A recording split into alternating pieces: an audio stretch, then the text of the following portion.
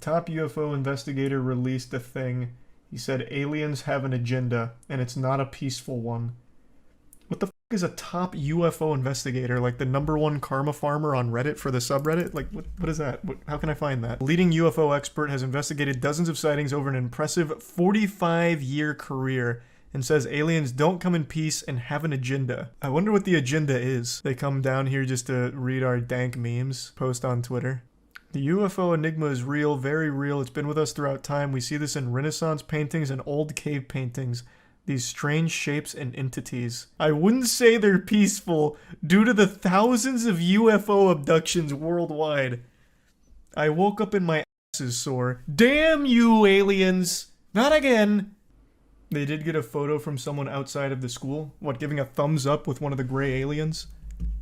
Straight out of XCOM? Here, why don't I look this up? So why is this being taken as like legitimate evidence as opposed to just someone giving the class a creative prompt of draw aliens, draw a UFO, watch a video on it? One of the most common reasons that alleged encounters with unidentified flying objects are often dismissed is that they usually involve only 1 or 2 witnesses. But how has society not even the main reason is because the idea of it is just so incomprehensible.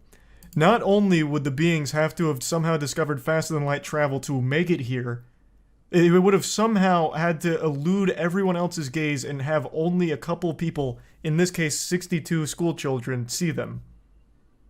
Like the amount of crazy coincidence that must all occur for only a small group to see that is very unlikely.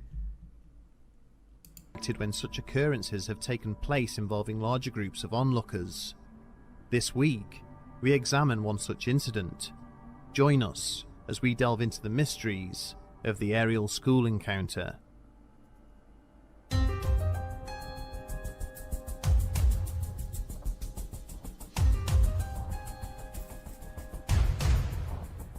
I'm ready to...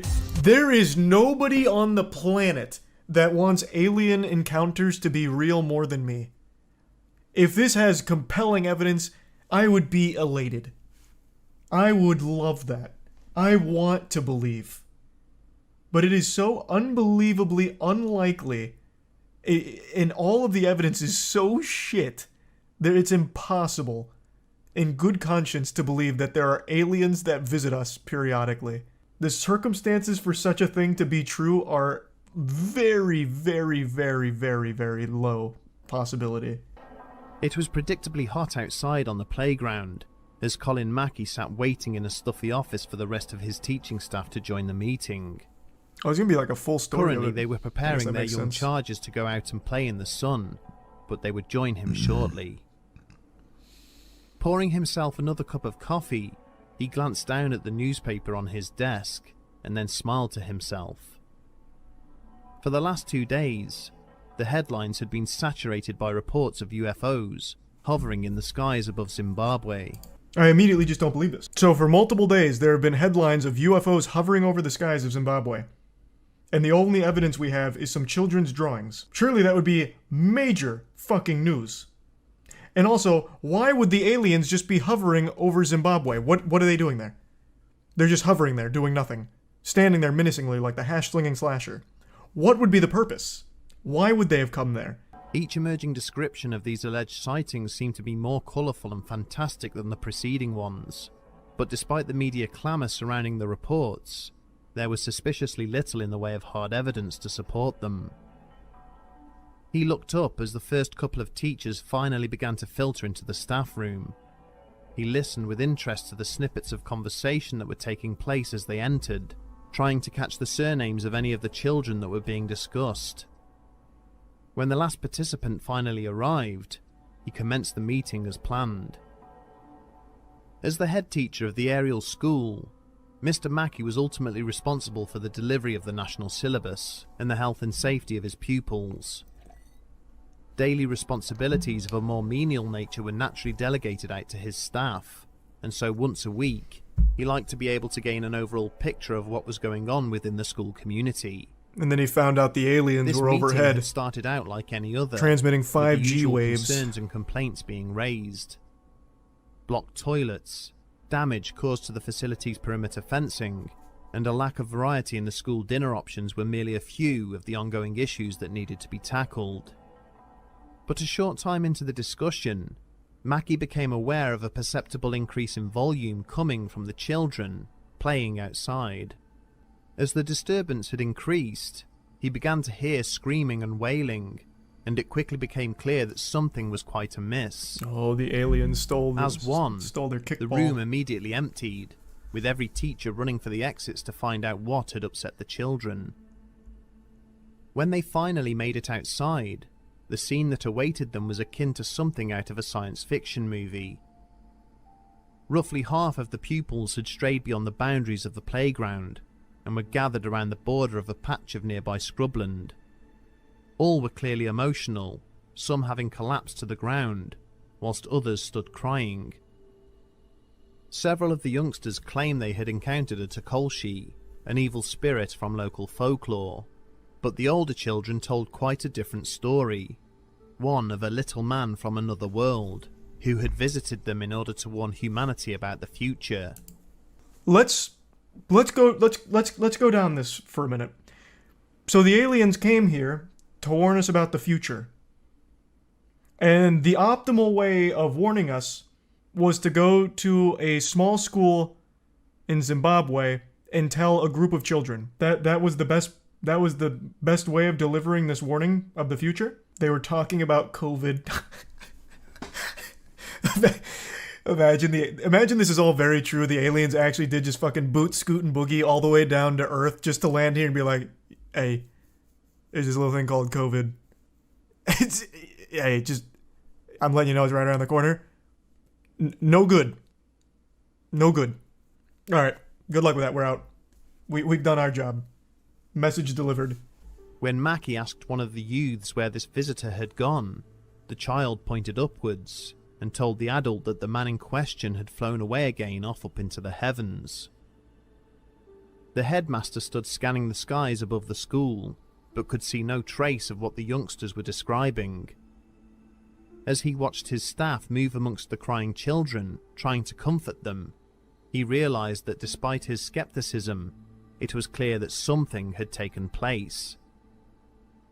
Collecting several of the older pupils, he headed back to the school, explaining that he wanted them to draw Here comes the drawings what they had witnessed. The town of Rua lies approximately 22 miles southeast of the Zimbabwean capital, Harare. Is it prime coded? It is home to roughly 20,000 inhabitants and maybe sits on one of the country's main road and rail routes. Beyond these mundane statistics, there is little to distinguish this featureless settlement from many others within the country's borders. That is, save for an event which is believed to have taken place there one morning in September of 1994. In the 2 days prior to this alleged incident, the Zimbabwean media had been reporting a series of nocturnal UFO sightings above Harare.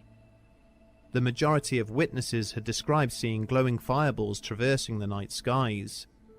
These lights had moved around at breakneck speeds, making impossible twists and turns, before shooting off again and out of sight. The Aerial School is a private elementary school, which is located on the outskirts of Rua. Thanks, Risa Brasco, the prime At the Alex. time of the 1994 UFO flap, the facility taught approximately 90 pupils, varying in age from between 5 and 12 years old. On the morning of Friday the 16th of September, all the teaching staff were taking part in a meeting inside the main school building and had left the 62 children who had attended that day to play unsupervised outside. As the youngsters had run and chased one another beneath the burning sunshine, they had suddenly become aware of 3 silver balls hovering in the sky above the schoolyard. Before long, the majority of the children had stopped to watch these objects, which would suddenly disappear in a flash of red light before reappearing again several meters away. With each successive disappearance and reappearance, the objects were slowly descending closer and closer to the ground, making some of the younger children feel anxious. And how long did this go on for? And they didn't say like, hey, principal, there's some flying balls up in the sky here. Hey, we're getting a little scared here. There's some fucking aerial phenomenon right in front of us. Like, kids are tattletales. If anything's even somewhat out of order, they're going right to, like, a teacher or something. Like, this isn't something they're just gonna, like, not say anything on. To be fair, I would just watch. I mean, maybe as an adult I'd just watch too, but as a kid, like, at the first sign of anything, kids immediately just start, like, making noise. This is Groupthink Manifest. Well, I can tell you one thing. I don't think they were visited by aliens warning us about the future. Let's play with that for just a moment. Going back to that. Not only were they intergalactic travelers, they're fucking time travelers, warning us about our future. That's another crazy technological leap.